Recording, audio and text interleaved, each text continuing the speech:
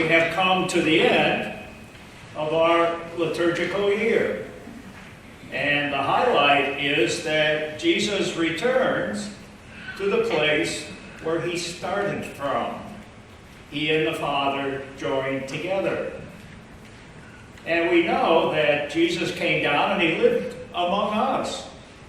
He came and we celebrate his birth at Christmas time and rejoice that he's here.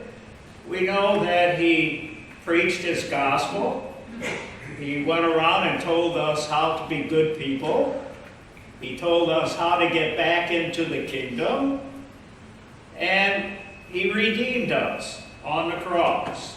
And he saved us. And in doing that act, he opened the gates to the kingdom, to heaven. And today we celebrate his presence back there, that now he reigns. He reigns as Lord of the universe. And he went, we know, to prepare a place for each one of you. That he has returned, and we might wonder, after he ascended on Ascension Thursday, that we're all familiar with, we now know that the ascension has been completed. He's back. Where he ascended to, he is now there. And he's waiting for each one of you. And he is very expectant to see all of you at that one particular day when he's going to gather us all together.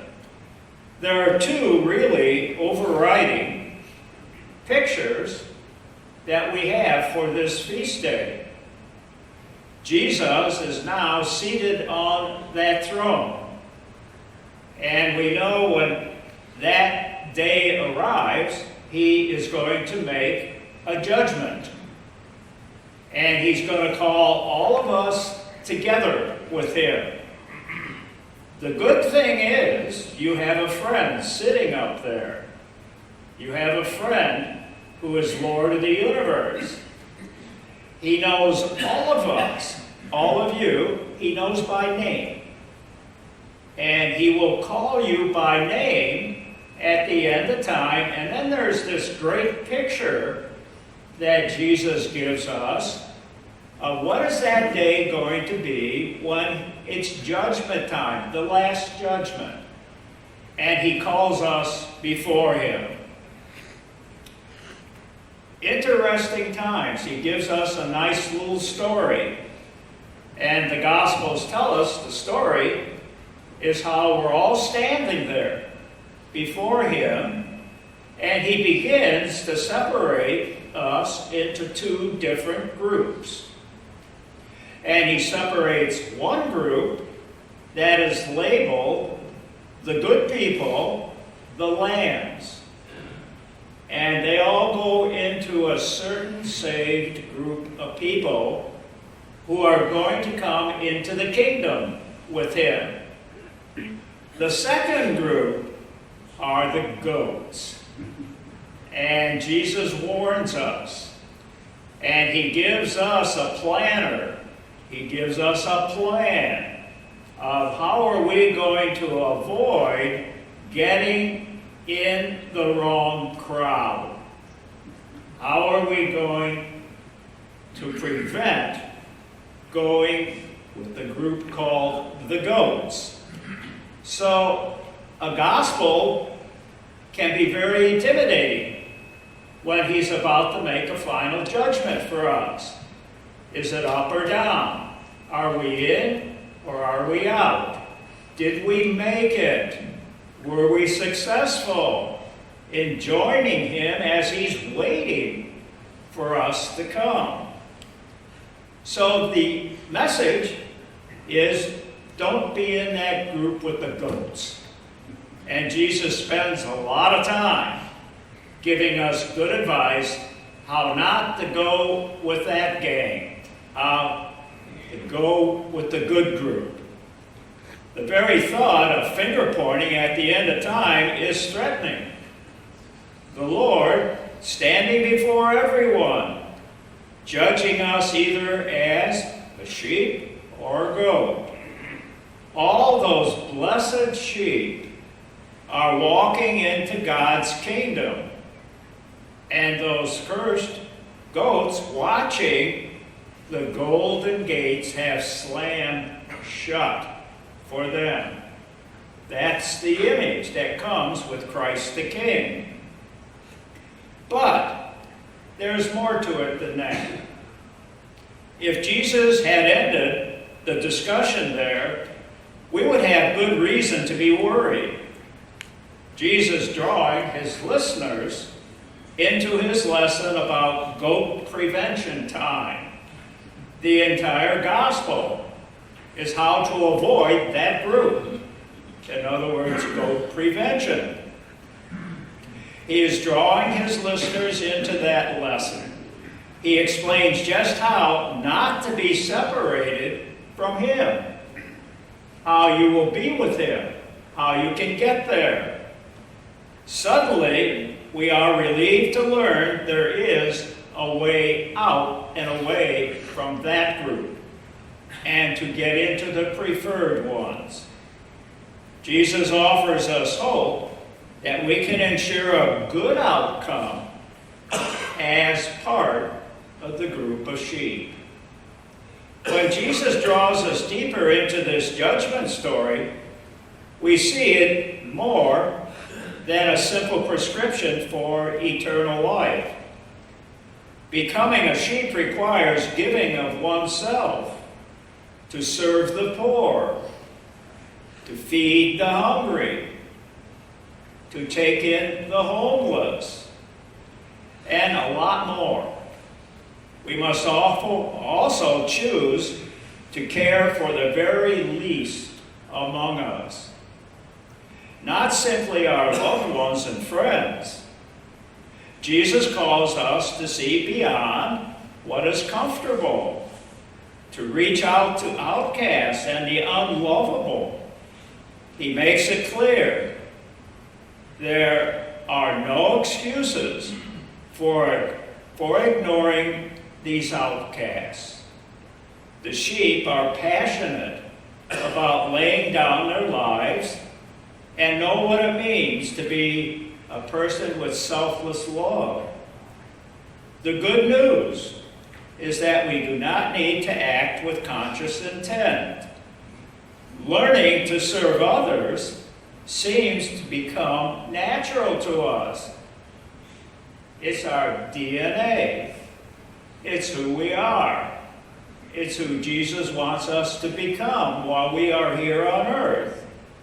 So we have a period of time that Jesus is looking and seeing how well we are learning to serve others and how well we can begin to live as Jesus did. How do we get into the kingdom? It's not that difficult. It's very simple. Simply follow the divine shepherd. Follow him. He will lead directly to the kingdom. So if you listen to him and you follow him, on that final day when he takes his seat on the throne, you're all going to be there. Do you remember that group that you were sitting with at St. Rita's at the 9 o'clock Mass? All of those people sitting at that 9 o'clock Mass made it into the kingdom. They got in. Good for them. They made it to him. Why? Because while you were on earth, you found Jesus and listened to him.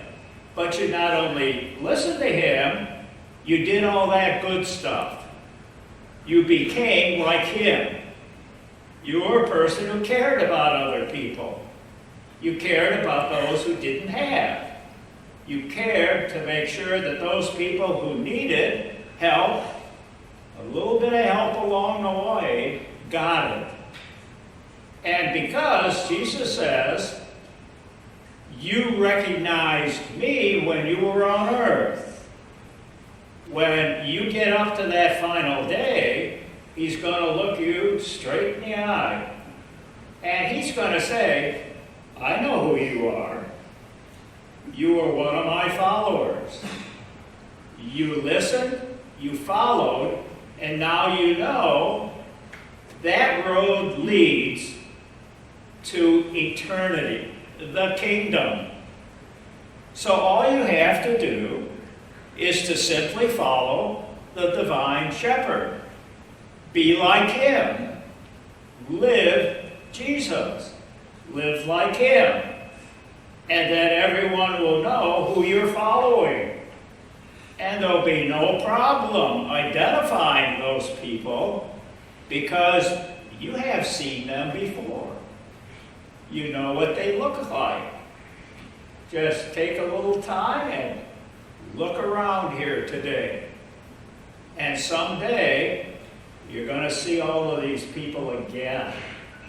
And you're all going to be there with him. Because while you were here, you followed him. And you did all the good you possibly could do as often as you could. And therefore, that goat prevention isn't as hard as you think. Because there he is. Get used to his voice. Get used to his people coming together. Follow that people into the kingdom. And you will be one of the people that lives eternity with the Lord. Today's the day we celebrate that good news. So, take your place in the kingdom.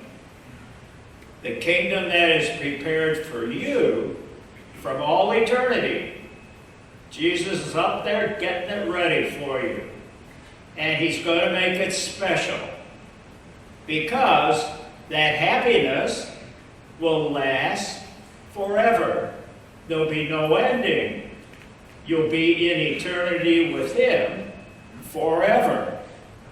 And you begin living Jesus while you were down here. And you continue for all eternity up there. So, good luck to you. Congratulations to all of you who are on your way into the kingdom. Christ the King, he's sitting there waiting for you. Don't disappoint him.